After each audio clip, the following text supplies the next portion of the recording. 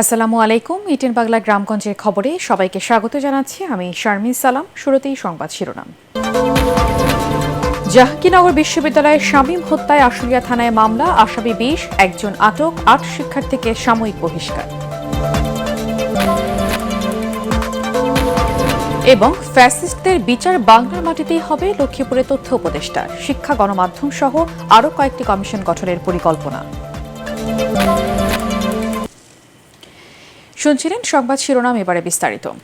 পার্বত্য চট্টগ্রামের বাসিন্দাদের শান্ত থাকার আহ্বান জানিয়েছেন প্রধান উপদেষ্টা ডক্টর মোহাম্মদ ইউনূস। সরকারের পক্ষ থেকে আইন শৃঙ্খলা রক্ষাকারী সকল বাহিনীকে সর্বোচ্চ সংযম দেখাতে ও পার্বত্য 3 জেলায় বসবাসকারী সকল জনগণের নিরাপত্তা নিশ্চিত করতে নির্দেশ দেওয়া হয়েছে। সেখানে শান্তি, সৌহার্দ্য ও সম্প্রীতি নিশ্চিতকরণে সরকার বদ্ধপরিকর। প্রধান উপদেষ্টার মিডিয়া উইং থেকে পাঠানো এক বার্তায় এসব তথ্য জানানো হয়। এতে আরও বলা হয়, আগামীকাল স্বরাষ্ট্র উপদেষ্টা, পার্বত্য চট্টগ্রাম বিষয়ক উপদেষ্টা, স্থানীয় সরকার উপদেষ্টা এবং প্রতিরক্ষা ও জাতীয় সংহতি উন্নয়ন বিষয়ক প্রধান উপদেষ্টার বিশেষ সহকারী খাগড়াছড়ি, রাঙামাটি পরিদর্শন করবেন। বান্দরবান মিয়ানমার সীমান্তে সন্ত্রাসীদের আস্তানায় অভিযান চালিয়ে অস্ত্র, গুলি, ড্রোন, সিগন্যাল জামা সহ বিপুল সরঞ্জাম উদ্ধার করেছে বাংলাদেশ বর্ডার গার্ড বিজিবি। ভোরে ওই দুর্গম এলাকায় অভিযান চালায় রুমা বিজিবি ব্যাটালিয়নের সদস্যরা। বিজিবি রুমা ব্যাটালিয়নের অধিনায়ক লেফটেন্যান্ট কর্নেল হাসিবুল হক জানিয়েছেন, অভিযানের খবর পেয়ে আস্তানা থেকে ফাঁকা গুলি ছুড়ে পালিয়ে যায় সন্ত্রাসীরা।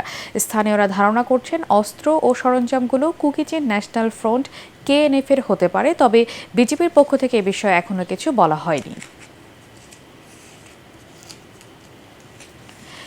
জাহাঙ্গীরনগর বিশ্ববিদ্যালয়ের সাবেক শিক্ষার্থী ও শাখা ছাত্রলীগের সাবেক সাংগঠনিক সম্পাদক শামীম মোল্লা হত্যাকাণ্ডে জড়িত থাকার অভিযোগে 8 জনের নাম উল্লেখ সহ অজ্ঞাত আরও 20 জনের নামে মামলা হয়েছে।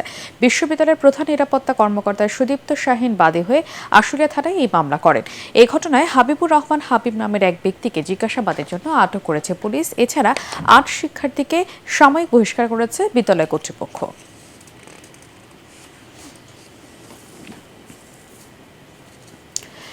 ছাত্র জনতাকে যারা নির্বিচারে গুলি করে হত্যা করেছে তাদের বিচার বাংলার মাটিতেই হবে বলে জানিয়েছেন ডাক, টেলিযোগাযোগ এবং তথ্য ও সম্প্রচার মন্ত্রণালয়ের উপদেষ্টা নাহিদ ইসলাম।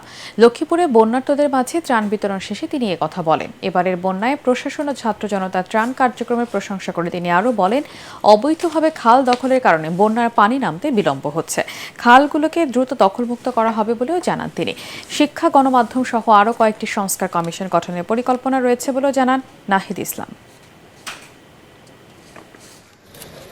ফ্যাসিস্টদের বিচার এই বাংলার মাটিতে হবে, সে যেই হোক না কেন। আইন শৃঙ্খলার পরিবেশ ধীরে ধীরে কিন্তু ফিরে আসছে এবং সেনাবাহিনীকে ম্যাজিস্ট্রেসি ক্ষমতা দেওয়া হয়েছে যাতে এই কার্যক্রমগুলো দ্রুত হয়। সারা দেশে যে মামলাগুলো রয়েছে অনেকগুলো মামলাই আসলে আবার গ্রহণযোগ্যও নয়। আমরা সেক্ষেত্রে আহ্বান জানিয়েছি যে সুনির্দিষ্ট অভিযোগের ভিত্তিতেই যাতে মামলাগুলো করা হয়। সাবেক পরিকল্পনা মন্ত্রী MA মান্নানকে জেল হাজতে পাঠানো হয়েছে। সুনামগঞ্জে জুডিশিয়াল ম্যাজিস্ট্রেট ফারহান সাদিকের এই আদেশ দেন। MA মান্নানকে আদালতে হাজির করলে আসামি পক্ষের হয়ে আইনজীবীরা তার জামিন প্রার্থনা করেন। অসুস্থ বিবেচনায় তাকে হাসপাতালে পাঠানোরও আবেদন করা হয়। দুই পক্ষের শুনানি শেষে আদালত তাকে জেল হাজতে পাঠানোর আদেশ দেন। এর আগে সুনামগঞ্জে গত 4 আগস্ট ছাত্র জনতার আন্দোলনে হামলার ঘটনায় মামলার সাবেক পরিকল্পনা মন্ত্রী MA মান্নানকে জেলার শান্তিগঞ্জের বাসা থেকে গ্রেফতার করে পুলিশ।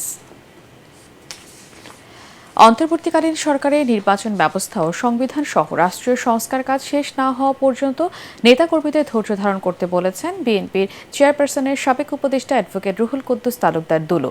নাটোর সদর উপজেলার কাফুরিয়া ইউনিয়ন বিএনপি আয়োজিত এক পথসভায় তিনি কথা বলেন।